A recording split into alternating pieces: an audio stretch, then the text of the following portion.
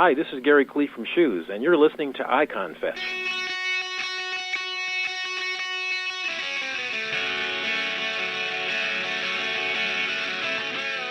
Welcome to Icon Fetch, the web's premier music interview show.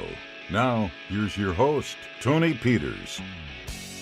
Hey there, welcome to another edition of Icon Fetch. I am Tony Peters, and we're talking this time to guitarist Makana, who plays an interesting style native to his home of Hawaii, slack key guitar. It's a dazzling method that sounds like three guitars are playing at once, the bass, rhythm, and melody. He's played on 3 Grammy-nominated albums, including the soundtrack to The Descendants, starring George Clooney. He's received acclaim from contemporaries like Joe Satriani and Kirk Hammett of Metallica. He's done albums devoted to native Hawaiian music, he's covered classic rock songs, and he's done protest songs, and he's currently on the opening slot of the Joe Walsh Bad Company tour. Spend my days with a woman unkind, smoke my stuff and drank all my wine. We welcome to the show Makana. Good to talk to you, man. How are you?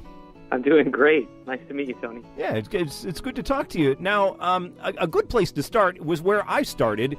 When I found out about you, there was this great little YouTube video that you've got. It's like a 2-minute thing, and it's called The Magic of Slack Key, and people can find it on YouTube there, or they can go to your website as well. But what's interesting about it is when people hear that you play Hawaiian music, that's only part of the story, right?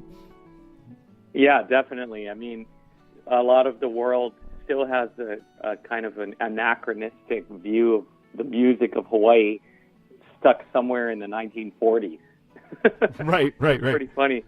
Hawaiian music's really, really diverse, and probably because it absorbed so many other kinds of music from around the world, whether it was Prussian melodies from the bandmasters that the king brought over, or the exchange between, the whaling ships that came, or the missionaries that brought their folk hymns, the Victorian influence. And then, of course, in the early 1900s, Hawaiian music was the biggest selling genre of music in the world, and the first world music craze with the advent of the steel guitar by Joseph K. Kuku, the slide, and the creation of a genre that you could call hapahaole swing, Hawaiian swing jazz. So that blew up and got huge in Hawaii. So that's kind of what the world remembers. But slack key guitar, what I play, is a lesser known style in Hawaiian oud and also in guitar music in general, mainly because hardly anyone recorded it or played it until, the late 20th century, and it was a very private, personal music. So I was very blessed to learn from some of the masters, including Sonny Chillingworth, who was considered the greatest living player. I learned from him when I was 13 through a grant from the State Foundation on Culture and the Arts, and then he passed away the following year. Oh, man. No, that's definitely fortuitous there. Now, tell me, let's talk about slack key for a minute, because I play some guitar and sing and that kind of thing. So basically what you're talking about, I've seen some of your YouTube videos where, I mean, it's amazing. It does sound like you've got 2 or 3 guitar playing all at once, and that kind of is achieved through a unique tuning method. Is that what it is? It's both a tuning method and a technical method. So basically what we do is we call it slack key because we literally loosen the keys, generally speaking, and we change the tuning of the guitar so it's tuned to a chord. Now that's not unique in itself, as you know, other styles of guitar use different tunings, but what makes Hawaiian slack key unique is once we're in that chorded tuning, say it's a G chord or a C6 chord or an open E chord, obviously the guitar is tuned to a chord, so I don't have to hold the chord anymore. So it frees up my fretting hand, and what I do with my fretting and picking hand becomes very complicated. With my picking hand, I will create an alternating bass rhythm, either doom, doom, doom, or doom, doom, doom, like a waltz, or just a 6/4, 6/4. And it'll just keep going back and forth. That becomes like a rhythm bed. And over that, I'll weave a melody and occasionally throw in rhythm strums. So it creates this illusion that there's 3 guitars happening. And one of the keys to making it work is touching the strings actually as little as possible. It's kind of antithetical to other guitar styles where you're trying to shred and play a lot of notes. What you want to do with slack key is have all those 3 or 4 lower strings ringing without touching them, or touching them as little as possible, and that creates this droning effect, almost like what you hear in Celtic music, and that's where the listener thinks, wow, what's all this sound? So you have these like 3 or 4 droning open strings going and going and going with your thumb, and then you're playing these melodies on the high 2 strings. Nice, nice. Now, do you have to have a special kind of guitar to play slack key guitar? Nope, just an acoustic. I mean, it can be played on electric, but generally it's played on acoustic. I play 6-string. It can be played on 12-string beautifully. It takes on more of a Spanish feel than, or a nylon string. I love it out here, where the air is clear. Din of the breath and free your mind. And you talked about Hawaii being kind of this melting pot. I guess a lot of us don't realize what kind of a melting pot it was for music, and really you've kind of taken that and even sort of progressed even further. I mean, I notice, looking at your website, it seems like you've got music that's sort of traditional Hawaiian music. Then I see covers of like Pink Floyd and Led Zeppelin songs, and then I see protest songs. So it's like you've sort of got a wide palette in which you sort of paint with as far as music is concerned. Very, very, very wide. I mean, I'm in the middle of writing a musical right now.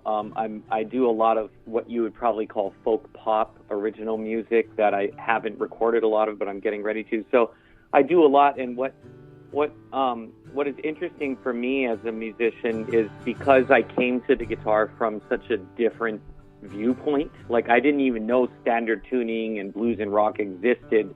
My parents were so strict, they only allowed me to listen to Hawaiian music and religious music when I was growing up. So all as a kid, I was only exposed to that, and then, of course, the traditional slack key. So when I went to high school, I freaked out because my friends that I made started turning me on to, Pearl Jam, Metallica, the Stones, Eric Clapton, right. Led Zeppelin. Right. And it was like, oh my God, what's all this? And so, but I already had that foundation of slack key. So when you hear me do Led Zeppelin or Pink Floyd, I just ended my set at Red Rock 2 nights ago with Pink Floyd, and people loved it. So you think you can tell heaven from hell, blue skies from pain. It's like I'm doing that through the lens of slack key. I call it slack rock, and it's really, really interesting because it allows me to voice so many things rather than just playing in a standard tuning. So, and it's not something usually done with that genre of music. No, not at all. But that certainly helps kind of widen your, people's acceptance and kind of thing. I mean, if they can see a song that they're familiar with, like, say, Wish You Were Here from Pink Floyd, or Going to California from Led Zeppelin, then that kind of is sort of a good gateway into some of the other things that you do. Now, I wanted to talk about the current tour that you're on, because I understand it kind of happened rather quickly. You are touring with 2 like legendary artists. You're touring with Joe Walsh and Bad Company, and this sort of happened kind of very quickly, right? Totally. Yeah, I had been on my own tour across the U.S. for a couple months in March and April, and I wrapped up in Denver mid-April, and I was on my way home, and the day before I flew home, I got a call from Paul Rodgers' manager, Chris Crawford, and he invited me to open the entire tour, and I was like, it was so funny, because that day I was telling my friends, God, man, it's been a lot of work on the road. I'm so ready to go home and just surf and chill and hike and, hang out in Hawaii. And, right. and like, I told my agent, I'm going to take a year off from touring and this and that. And then a couple hours later, like, hey, Makana, you want to open the tour for Joe Walsh and Bad Company? I'm like, God, the universe always makes me swallow my big statements, Right. Yeah, you just don't want to say never, right? Just get started, yeah. So, I mean, every time that happens, man, it's so funny. So, yeah, I literally had like 3 days at home, and I had a bunch of other gigs on the books, so I couldn't get out of some of my contracts, so I'm doing 19 of 26 shows. Nice.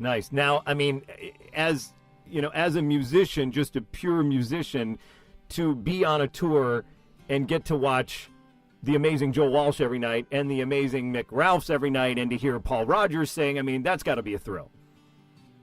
It's amazing. And just so you know, Mick actually bowed out of the tour, and he has been temporarily replaced by Rich Robinson from the Black Crowes. Oh, wow. Okay, well, that's a pretty good replacement. Okay.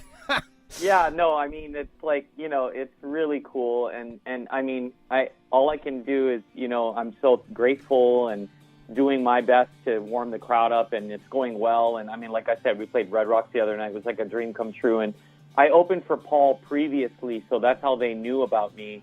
And I'm kind of like a chameleon. I did a national tour with Jason Mraz. I've opened for Elvis Costello, Santana, No Doubt, Sting, a lot of, I've opened for country acts, world music. And I'm one of those, artists that I like, what you said when you're describing your website, like you don't, it's not in terms of genre. It's about finding the common thread between artists. Right.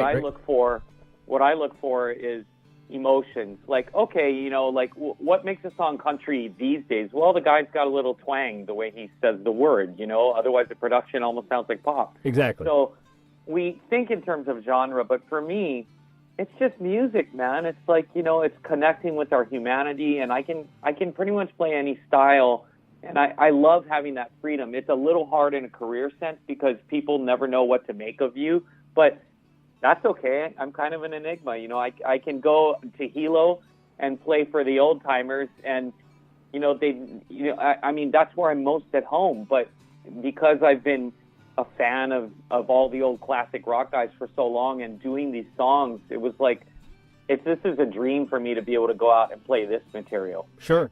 Well, I have to ask though, because you said you just got off the road doing your own tour, and so that's where when you show up, the audience is there to see you, right? And then suddenly you're the opening act on, I mean, not just any two artists, but I mean, Joe Walsh, Bad Company, these are classic rock artists, steeped in the 1970s, and suddenly you get put on the opening of this. That's got to be a little bit of a challenge every night to probably try to, win the audience over kind of thing. As soon as I got the call, my mind went into overdrive because I had to switch my mind out, my brain almost. It's like I have multiple hard drives standing by, like, oh, I'm going, okay, we're going to go do a Latin show, or, oh, we're going to do a Hawaiian show, or, oh, we're doing a world music thing, or, oh, this is a dance gig, or, oh, this is a rock show. It's like, I put in that classic rock hard drive in my head, and I actually whipped out a record in one day called Introducing Slack Rock. That's only available on the tour right now. My second album I've recorded this year, and I prepped myself. But I mean, in terms of getting in front of the audience, I'm still grateful. I've had huge reactions. I mean, even some of the crew were clapping on the side. I made friends with the whole 30 or 40 person crew, and I think what people see when I get on stage is something fresh in terms of the context of these classic. And I'm not just doing covers. I'm doing like my own stuff, like Killing Floor Blues, and I'm doing some guitar work that's kind of reminiscent of acoustic Jimmy Page, but it's more in bluegrass and flat key, and people are getting it. I go up there and I explain, hey guys, I'm honored to be here. I'm from Hawaii, and that always trips me out. Wow, this guy's from Hawaii, and then I started banging out some hardcore stuff with one guitar, and I've got a pretty crazy setup on my guitar, so it's got a double innovated pickup system where there's a bass channel that comes through just the subs, and then I built this foot pedal that I stomp on. It sounds like a grenade going off. So I've got some tricks up my sleeve. Nice. Right. Yeah, it sounds pretty big. It's not just a guy strumming. I mean, there's a whole art form to making one guitar work in an arena. Right. No, I would definitely think so. So I want to talk. You talk about how you just released this Slack Rock album. And I mean, and it was recorded rather quickly, kind of thing. I heard that you had kind of gone back and started recording on analog tape, and some of it was just on like one microphone in mono, kind of thing. What was the appeal of that for you? Oh God, it's like raw sex appeal. I don't know. Right. I mean, literally, what we did was on my album 25. It's a double album, and on the raw side, which is more my folk rock blues, and the root side is all Hawaiian and a little bit of blues. But the root side, we did stereo. On the raw side, we did mono, one microphone in a concrete bunker, like a basement in underground Chinatown. And I mean, I'm hugely sensitive to architecture. I'm hugely sensitive to rooms and spaces. Like in terms of recording mono and with tape and stuff, you know, so much of modern recording today is like, remove everything, let's record in a vacuum, and then we'll have total freedom to do what we want after. And it's like, that just irks me and creeps me out. Like, I want to hear Mick Jagger and Keith Richards sitting there and know that they were in a fucking bathroom Right. or in a hotel room Right. or in Studio One, you know, and that's part of the experience. Like, it's like, I liken it to, like, imagine when 3D, a holographic technology gets to the point where we don't go to concerts anymore. We just put on some goggles and it feels like we're there. I mean, yeah, it's cool, but it's not as cool as being there with the real air pushing through those speakers, the real guy hitting the drumstick. And I'm old school. I want to feel the air push. There's so much more information there for me of that experience. It's not just about what the guy sang and what lick he played. It's the vibe in the room, and that's what tape captures. And when you're working with one microphone, I mean, it's awesome. You know, it's just like, what did you hear? There's no bullshit. Right. No, I agree. I'm with you totally. I mean, one of my favorite albums to go back to, there's a Muddy Waters album that Johnny Winter produced called Hard Again, and it was recorded in a house. And you can just hear, like, that one of the guys is in a bathroom because you can just tell. I mean, it's just like, that's, you know, that you can just tell. And so that's part of the music too. And I agree. I mean, I just think sometimes with all this digital technology, it's too much. It gives us too many variables. And sometimes we need to just kind of simplify it and just get back to the basics kind of thing. So I agree. Nice. So I want to ask you about a couple of your songs that are out now. The Fire Is Ours song. And I feel the burn for someone who can't be bought, to back the man who's fought for the people of America.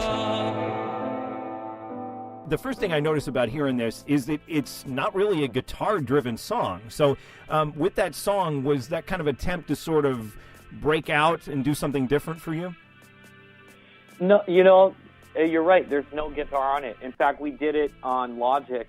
And to completely contradict what I just said, Right. we did it on Logic in 2 days in a motel room in Utah while we were filming that crazy video. I don't know if you've seen the video. The video is unbelievable. I want to ask you about that next. But let's talk. So Okay, you did this. So you did this in a hotel room. Okay. Yeah, with one microphone, I sang it laying on the bed, and then we programmed everything. Everything is programmed. And, you know, that's what I call a kamikaze song. It's like that song is there to serve the community, to get a message out there, to help the Sanders campaign, and to speak to the severe distortion of the lens of media in mainstream news. And that's really what was it about. So for me, sometimes I don't think in terms of a philosophical foundational construct when it comes to like, oh, my music has to be this way, or this, if it doesn't have a guitar, it's not me, or something. Like, you're right, there's no guitar on that, and it was just done with a computer. But like I said, it's almost like a disposable song. It's there to speak to a moment in time. And that's part of my political activism. I've been lied to, misled, built about what they said, lifted only to be let down. You know, it's not a great musical achievement, but it's, you know, thousands of artists produce like that, and it's something I also do sometimes. Right. Now, I want to talk about the video for Fire Is Ours, because it's really an amazing work, because here you are, and, I mean, you've got clips of Bernie Sanders, but you've also got clips of all these different political candidates, and it makes it look like several times that, like, you're on the Senate floor, or you're having a conversation, or you're having a debate with Hillary Clinton or Donald Trump or whatever. And I've seen this done before, but I don't think I've done it. I don't think I've seen it done this well. I mean, it is amazing. So first of all, maybe where did the concept of this come from, and who can you kind of give credit to it? Okay, well, credit goes all to one guy, Zach Hylison, Z-A-C-H-A-R-Y,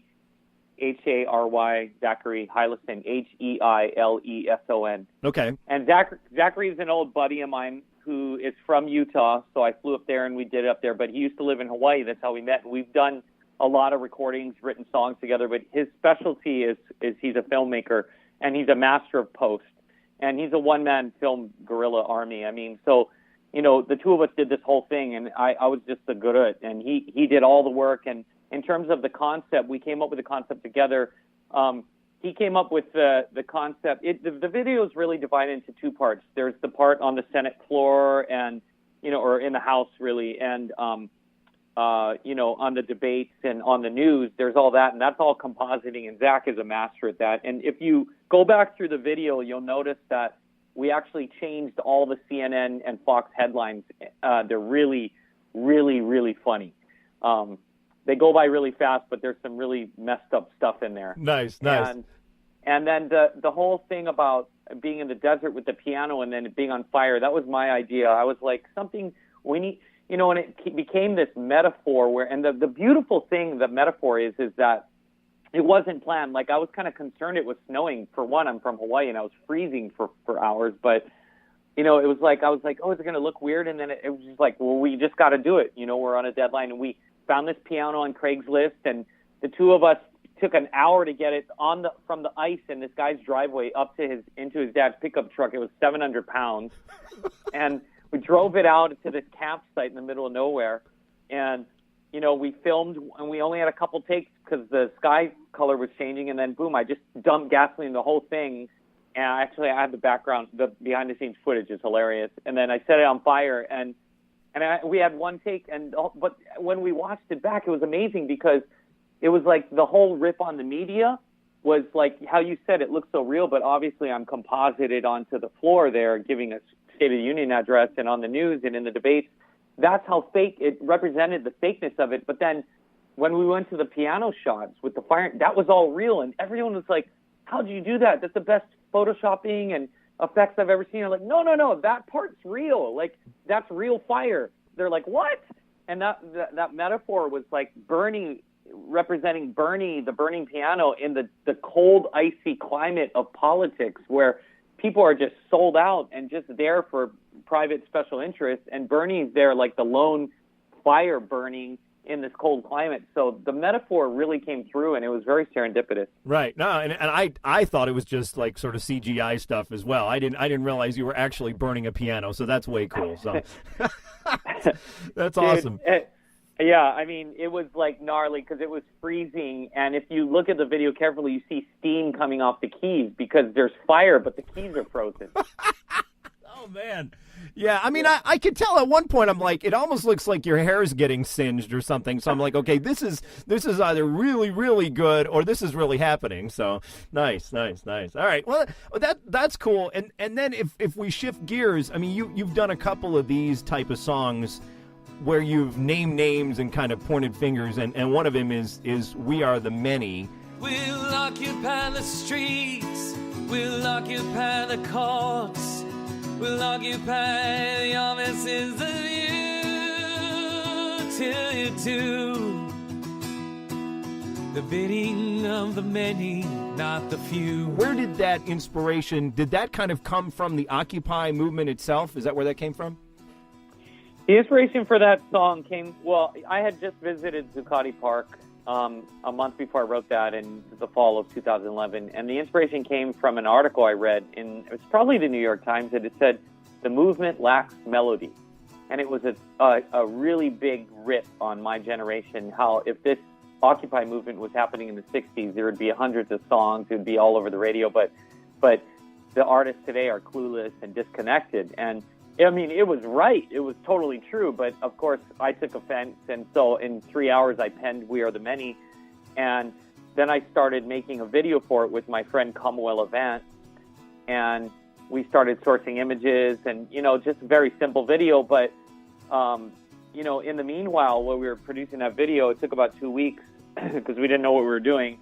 I got a call from the White House to go play at the APEC economic conference, World Leaders Dinner, hosted by Obama with 21 presidents and prime ministers in Hawaii, and it was a private dinner. And so the timing just worked out, and I released the song the day before the dinner, and it immediately started going viral, and people were like hitting me up from every mode of communication, like, oh my God, you got to go sing this for the president, and, and I was like, oh, you guys are crazy. And I don't know if you've seen my CNN interview, but it became the #1 story on Yahoo. I basically punked 21 presidents with the song. Well, and what was interesting, what I saw the clip on CNN, and you were hired to actually play instrumental music, right?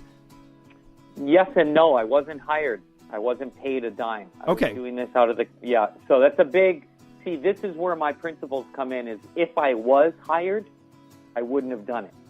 But because I was playing as a gift, I maintained my freedom of speech. Ah, interesting. So if you ever want me to play a gig and don't get political, you better fucking pay me. I mean, what's interesting is you've got all of these different facets to your career. I mean, would you be satisfied if one of them suddenly really took off? Like, I mean, would that really bum you out in a way? Because I mean, you dabble in all these different, you would say genres or whatever, that kind of thing. Is that kind of the excitement for music for you? Is being able to do all these different things? I mean, it is hugely. I mean, let me tell you, there's not a star out there, and it's a big statement, but I think I'm right. There's not a star out there that in music that doesn't get tired of singing a song that they're forced to sing over and over and over. I mean, but that's why I choose my songs very carefully. Like, in my Hawaiian material, I will sing those songs 10 billion times. They're like healing medicine. I love them so much. My slack key songs, every time I go to play one, my body goes, shit, don't take this for granted. This is really hard, and I have to stay in shape. It's like going to the gym. But in terms of like my English songs, political or whatever, I mean, that's why I say some of my songs are kamikaze songs. I mean, I hope that songs like We Are the Many and Fire is Ours become irrelevant very quickly. I hope that people go, oh, well, the world's changed. That song makes no sense anymore. That would be great, but unfortunately, they're becoming more and more relevant. If I happen to have a hit, which could happen, I mean, most of this, I've never tried to be a pop musician. I write songs and I kind of put them away. So to answer your question, the way I'm going to deal with that is creating multiple identities. I'm already working on it now. I've already done things with other identities that people don't even know about. So that gives me the freedom to be really diverse and still honor my audiences depending on what the material is. Right. Nice. Now, you have a website, makanamusic.com, right? Correct. Yep. And people, you've got a kind of stocked full of stuff. I mean, you can watch videos there. You've got your tour dates up there. And it looks like you're on the road for a little while now, even though you were looking as far as I noticed you're at least into the end of the summer, I think, at least. So. Yeah, no, you know what? It's all good. And in fact, I'm shooting home on Thursday. I got 5 quick private shows and 1 big gala in Hawaii that we're contracted in. So I'm missing a couple dates, and then I'm flying back out next week to do New Orleans, which I'm really excited about. Nice. Very cool. So, well, good luck on the tour, and it's been great talking to you. It's interesting stuff here. Slack key guitar from Makana, and we hope to hear some new music from you as well soon. Oh, yeah, I'm working on it as I'm on the road, brother. Well, thanks, Tony. It's great talking to you. I look forward to seeing the piece and appreciate your time. It's Makana there, and great stories from him, and also a great exposure for him to be on the Bad Company Joe Walsh tour as well. So coming up on future editions of the show, he's been a frequent guest on our program. Holger Peterson runs Stony Plain Records out of Canada, and they're celebrating their 40th anniversary with a brand new compilation, so Holger Peterson returns to the show. Also, I love talking to these bands that kind of had one hit and then disappeared. The Human Beings, they were out of Youngstown, Ohio, had a smash hit with their version of Nobody But Me in the late 60s. These guys toured with the Beach Boys. They were signed to Capitol Records, toured Japan, some interesting stories. Tink Markelin, the rhythm guitarist for the Human Beings, we'll be talking to them. Also, Bruce Chanel, Mr. Hey Baby. Just had a chance to chat with him. Great stories about him, touring with Delbert McClinton, playing with the Beatles in the early days. Some great stories from Bruce Chanel as well on a future edition of the show. You missed any part of the show, you can hear it again by going to our website. It's iconfetch.com. Until next time, I'm Tony Peters. Thanks for listening. You've been listening to Icon Fetch with Tony Peters. Want more great interviews? Head over to iconfetch.com. There, you'll find every interview we've ever done, plus CD reviews, This Day in Music, and a random album of the day. You can also find us on Facebook and Twitter. Who is Tony going to interview next? It could be you. Send what you've got to Tony Peters. Icon Fetch, P.O. Box 292134, Dayton, Ohio 45429. Or email Tony at host@iconfetch.com. Until next time, this is Joe Kelly. Have a great day.